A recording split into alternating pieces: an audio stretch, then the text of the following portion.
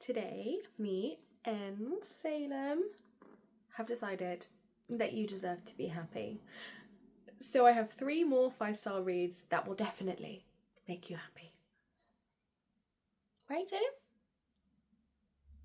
Yeah. We have 3 more absolutely wonderful books that will definitely bring your spirits up and just generally make you feel super happy. Or really sad. Depends on which one and how you look at it.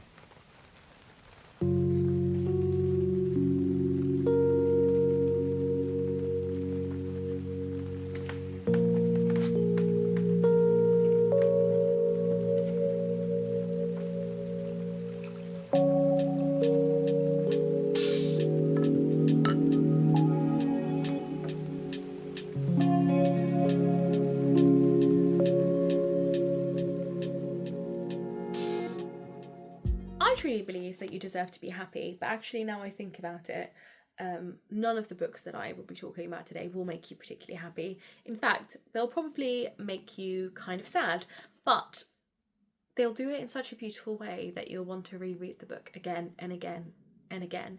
These are the books that have really sat with me and continue to sit with me in my soul.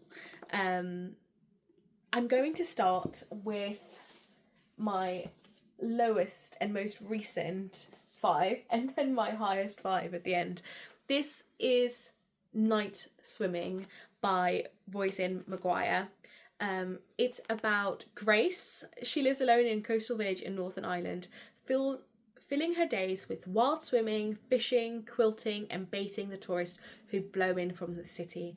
One of the visitors is Evan, an enforced holiday from his family in Belfast as he grieves the death of his infant daughter. But before a week is out, he is trapped there by lockdown. When Grace grudgingly saves Evan from drowning and his reserved young son arrives unexpectedly, all 3 are startled into a reckoning with their past and a reconnection with the outside world. I would say I'm not a big fan of things that include COVID, that include lockdown. However, if you're going to do it like she did it, because this is such a fantastic book.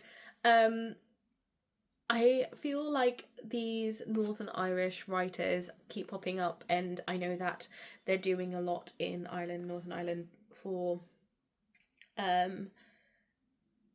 writers and supporting them to get to where they need to be, and it shows how much it pays off because they have just written some of the most fantastic books of late. Nightswimmers is definitely at the top of that list for me. This really feels so human, and it was a very fast read. I read it literally in a day. It starts with the most fantastic opening scene straight away. You are super encapsulated in Grace's story and who she is as a person, which is just ridiculous and fun and fantastic. And it speaks to the better side of human condition and what that means. It's about connection. It's about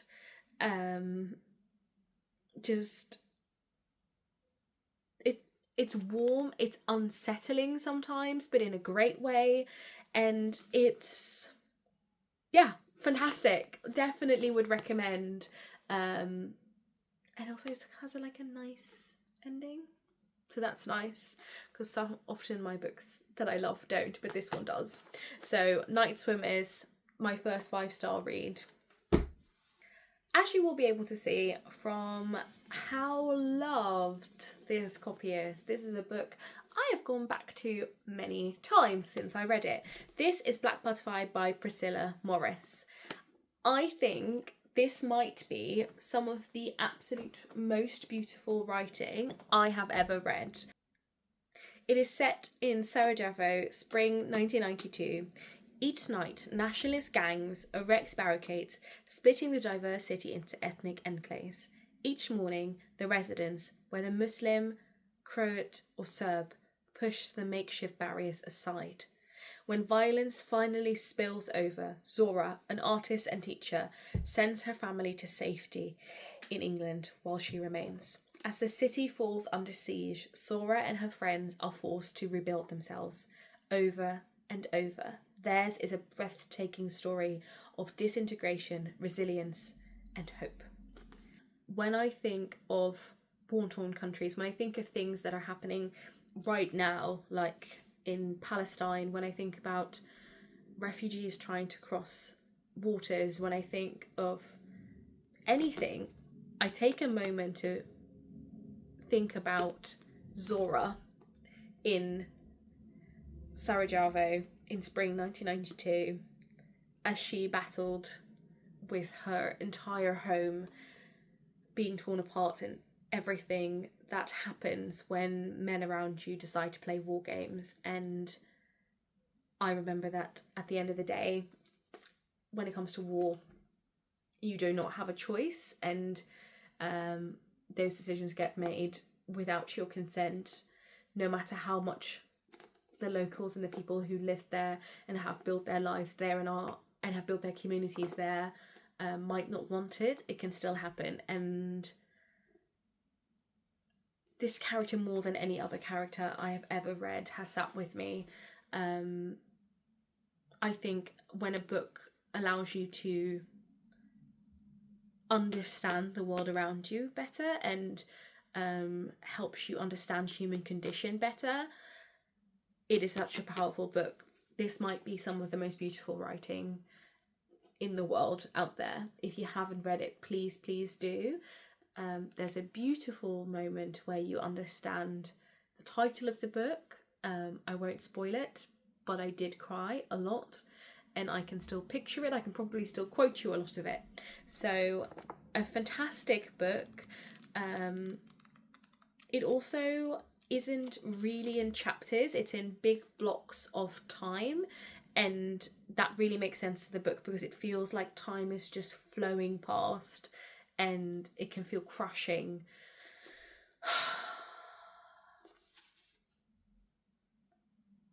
Please read it. Thank you. Also gives you a new perception on bridges, which I wasn't expecting, but was there. Quick sip of my vanilla chai. Oh yeah, exactly what I need, isn't it? The last of the books on this list is There Are Rivers in the Sky. Guys, Elif Shafak is a goddess amongst us. She writes books that you will never get over, but if there is just one book that I could take with me wherever I go, if I was deserted, if I had to read a book again and again and again, it would be this book. Don't you agree, Apollo? He does, he agrees. This book is even more beautiful than its beautiful cover design. And beautiful is exactly the word you should use to describe it. It has phenomenal prose. It's got wonderful human condition. It has very complex characters who you will root for. It's got tragedy and beauty, and it will make you feel fulfilled even within that tragedy. And I have read it multiple times. One of the times I read it literally sitting next to the Thames, which is super relevant to this book. This is the book I have been recommending again and again and again since last year when I read it. And since then I have read it 3 times. So that should explain how important it is, because I am one of those people who feels like Rory Gilmore did when she first saw the Harvard Library and she went, oh my god, there are so many books to read in the world. How will I ever have the time to read them? But yet I still took time from getting through those lists of books to read this book, and I'm so glad. And I read it again and again. That's what I'm saying. Like, I take time to read it again and again. It's so beautiful, guys. It's so beautiful. It weaves different stories on each other really well. I read this book without ever reading the blurb of it, and that's what I would like you to do. I know that maybe I'm kind of cheating, and I will say I'm going to read it really quickly, so maybe skip ahead if you don't want to hear it, which you shouldn't. Actually, I'm not even going to say the whole one. All I'm going to say is just this beginning bit, which is fine, and you can all hear. This is the love story. No, it's not a love story. All I'm going to say is just this beginning bit, and that's it. This is the story of one lost poem, 2 great rivers, and 3 remarkable lives, all connected by a single drop of water. Each section begins with that drop of water and its journey through multiple people's lives and how they all connect each other. All I can say is, water remembers, guys. Water remembers. I believe it. I believe it.